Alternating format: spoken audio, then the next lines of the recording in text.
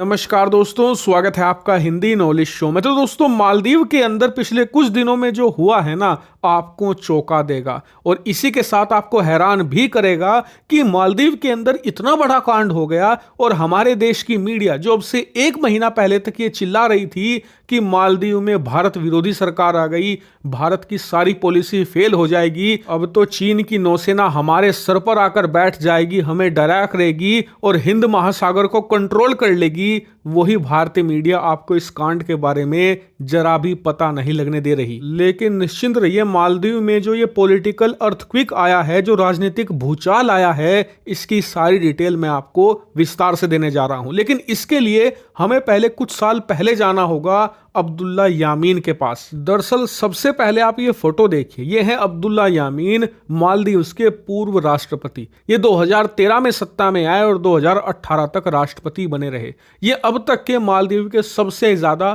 Pro Chinese राष्ट्रपति माने जाते हैं। यानी कि ऐसा मान लीजिए कि चीन ने बीजिंग से एक आदमी भेजा है और वो मालदीव में आकर राष्ट्रपति बन गया है। इतने ज्यादा चीन के कट्टर समर्थक रहे हैं। लेकिन 2018 में इनकी सरकार गई और इन्हें करप्शन के चार्जेस में जेल में भेजा गया। तब से ये जेल में ही थे और जेल में जाने का मतलब मालदीव के अंदर ये होता है कि आप दोबारा राष्ट्रपति नहीं बन सकते। और इसीलिए अब्दुल्ला यामीन को कुछ स्पेशल करना था और वो स्पेशल होना था 2023 के इलेक्शन से पहले पहले, और ये इन्होंने जेल से ही किया। दरअसल जो इनकी पार्टी है जिसका नाम है पीपल नेशनल कांग्रेस, इस पार्टी से ही इन्होंने एक नेता को निकाला जो इनका बहुत ही ज्यादा लॉयलिस्ट था, यानी कि इनका बहुत करीबी था और इनकी वजह से ही वो राजनीति में आया भी था। उसका नाम था मोहम्मद मोइजू। अब हुआ यह कि अब से कुछ साल पहले अब्दुल्ला यामीन ने जेल में ही मिलने बुलाया मोहम्मद मोइजू को और इन्हें बुलाकर कहा कि तुम्हें आने वाला राष्ट्रपति चुनाव लड़ना होगा और राष्ट्रपति बनके तुम्हें दो काम करने हैं। पहला ये कि मुझे जेल से बाहर निकालो और दूसरा ये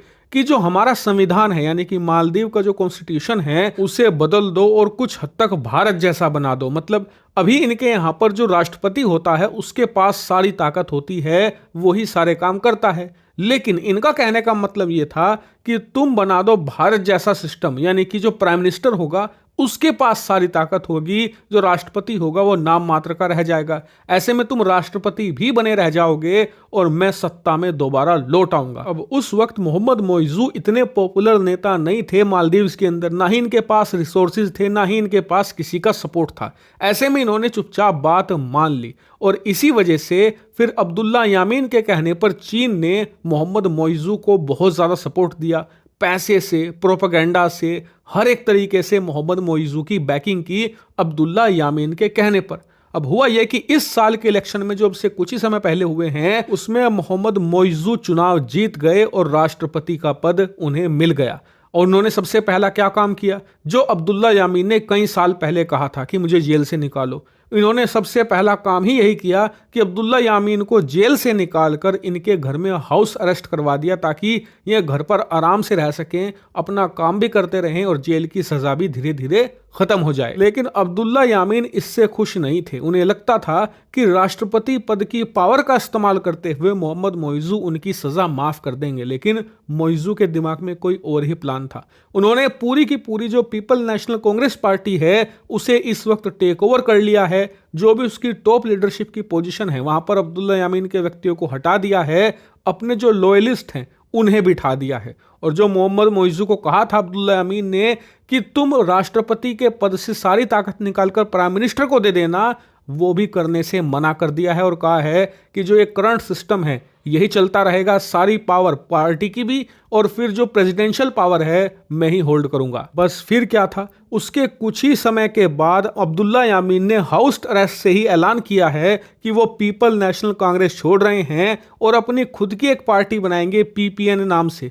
और इस पार्टी को इन्होंने लॉन्च कर दिया है, यानी कि जो भारत विरोधी और चीन समर्थक धड़ा था मालदीव का, जो कि अब से कुछ ही हफ्ते पहले सत्ता में आया था, वो कुछ दिन भी नहीं टिका और दो हिस्सों में बंट चुका है। वहीं जो मालदीव में नई सरकार बनी है मोहम्मद मोइज़ू की, उनके पास 1 साल का वक्त है कि वो कुछ भी करके ज्यादा से ज्यादा समर्थन जुटा ले पार्लियामेंट के अंदर, क्योंकि 1 साल के अंदर वहां पर पार्लियामेंट के चुनाव होंगे जहां पर इन्हें अपना बहुमत साबित करना होगा। और बताया जा रहा है कि जो अब्दुल्ला यामीन है वो पुराने और मंझे हुए नेता हैं और पूर्व राष्ट्रपति भी रह चुके हैं। ऐसे में आगामी पार्लियामेंट चुनाव में वो मोहम्मद मोइज़ू के भयंकर वोट काट सकते हैं। साथ ही उनके पुराने नेताओं में भी पकड़ है, वो इन्हें बहुमत साबित करने से भी रोक सकते हैं। यानी कि वर्तमान राष्ट्रपति मोहम्मद मोइज़ू 1 साल के अंदर अंदर ही अपना राष्ट्रपति का पद खो सकते हैं। ये बहुत बड़ी पॉसिबिलिटी बन गई है। और जो पूरा माहौल बना हुआ था भारत विरोधी, अब वो सिर्फ एक पॉलिटिकल बैटल बन के रह गया है मालदीव में।